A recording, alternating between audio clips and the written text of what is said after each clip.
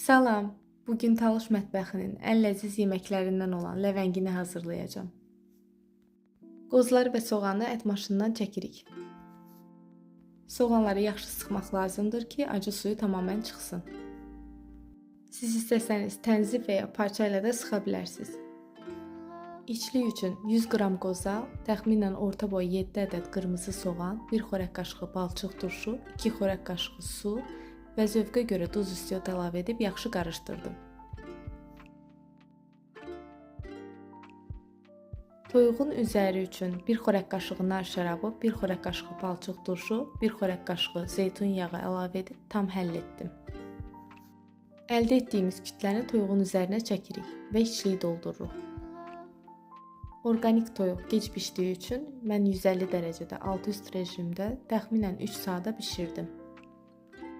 Hazırlayacaq olan hər kəsə nuş olsun. Videonu bəyəndinizsə, videonu bəyənməyi və kanala abunə olmağı unutmayın. Sağ olun.